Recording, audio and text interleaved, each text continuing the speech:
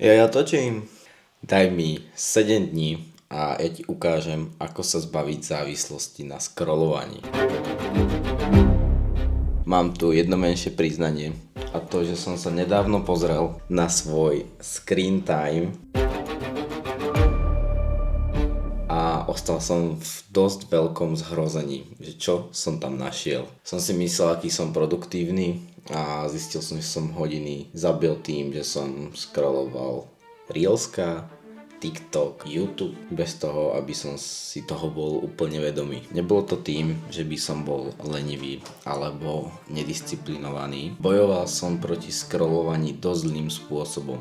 Není zrovna najlepší spôsob, ako bojovať proti zariadeniam a aplikáciám, ktoré vyvíjali inžinieri tak, aby boli neodolateľné pre naše ľudské ja a pre náš dopamín, ktorý každý z nás potrebuje. A po tomto zistení, že som závislý na týchto sieťach, tak sme sa s kamarátom vsadili, že dáme 7 dní no scroll. Presne 7 dní som teraz nescroll ani jedno reelsko, ani jeden TikTok, ani jeden short, nič. Jediné čo, tak som sociálne siete používal na odpisovanie. Môj čas pred obrazovkou klesol, čo sa týka sociálnych sietí. Moja produktivita sa zvýšila. A tým, že môj screen time sa skrátil o 4 hodinky, tak som získal veľa času, ale 4 hodiny neznie až tak veľa, ale keď si prepočítame ich na rok, tak to tvorí 60 dní. Ukážeme si tu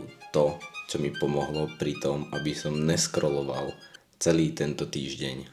Základom by mohol byť protokol mimo dosah. Veda hovorí jasne. Už len to, že máme telefón položený obrazovkou na stolíku k nám alebo vo vrecku so zapnutým upozornením, znižuje našu koncentrovanosť o viac ako 10%. Takže som si určil časy, kedy môj telefón bol vypnutý a daný ďalej odo mňa. Takže som si určil tzv. Moje kreatívne okná, kedy som pracoval, editoval, učil sa. Ten telefón bol mimo môjho oka, ale aby som to zvládol, tak som si musel fakt dať pravidlá a výhoda toho bola, že som sa s niekým vsadil o to, kto bude mať menší screen time a menej scrollnuté na sociálnych sieťach. Táto vec mi 100% pomohla. Čo sa ďalej zmenilo? Nemal som potrebu len tak otvoriť telefón, ísť napríklad na Instagram, kliknúť na Reelska a začať scrollovať len tak. Túto potrebu som po 2 dňoch úplne stratil. Prvé 2 dni boli ťažké, pretože som mal také nutkanie, že keď som prišiel zo školy, tak som si chcel trošku poscrollovať, trošku doplniť dopamín, alebo ráno keď som vstal, tak som zrazu nemal čo robiť prvých 20 minút, lebo som ten telefón povedal, že nechytím a nescrollnem. Tak som začal robiť veci do školy, čož mi vlastne pomohlo, lebo som bol progresívnejší, lepšie som sa pripravil do školy a bolo to o mnoho lepšie, jak ráno stáť a ležať, scrollovať stále dookola. Prvé pravidlo bolo dať si limity a vsadiť sa s niekým.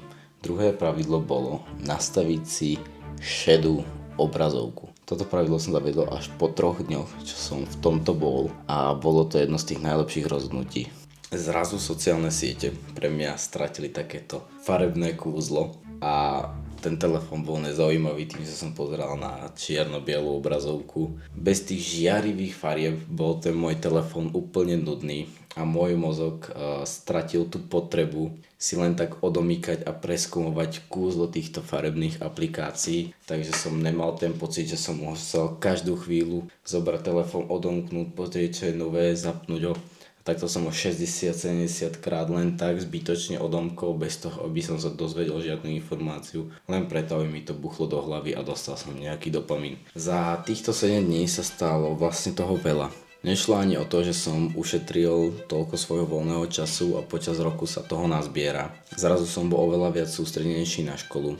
Vedel som sa sústrediť na učenie bez toho, aby som od neho odbiehal, že konštantne som vedel tomu venovať 2 hodiny v kuse bez toho, aby som mal tú potrebu ísť robiť niečo iné. Vedel som sa sústrediť na prácu, vedel som si sadnúť k počítaču, spraviť si úlohy do školy, spraviť si prácu, zeditovať si svoje videá, pripraviť si svoje videá, napísať si skripty. A to som si predtým myslel, že som produktívny, ale reálne teraz po týchto 7 dňoch sa cítim produktívnejší o laťku vyššie. K tomu som menej strese, trošku viac prežívam určité chvíle, keď som s niekým trošku viac si to uvedomujem a nemám tú potrebu stále chytať ten telefón pri tom človeku a scrollovať si a doplňať si ten dopamín len tak. Je to taký príjemnejší čas a konečne bol ten moment, kedy som mal ja kontrolu nad telefónom a nie telefón nado mnou. Spravme si takú srandu. Otvor si telefón, otvor si nastavenia a pozri si tvoj screen time a koľko z neho tvoria reálne sociálne siete a scrollovanie. Napíš toto číslo do komentárov, podiel sa, budem rád, keď to tam všetci pozdielame a možno skúsi iba na 7 dní sa tu so mnou nimi vsadiť o to, či vydržíš bez scrollovania a o týždeň sa vrátiš a nahraješ novú fotku toho, ako sa tvoj screen time zmenil. Ak ti toto video pomohlo, hoď odber, like, budem sa tešiť pri ďalšom a vidíme sa. Good morning YouTube, see ya.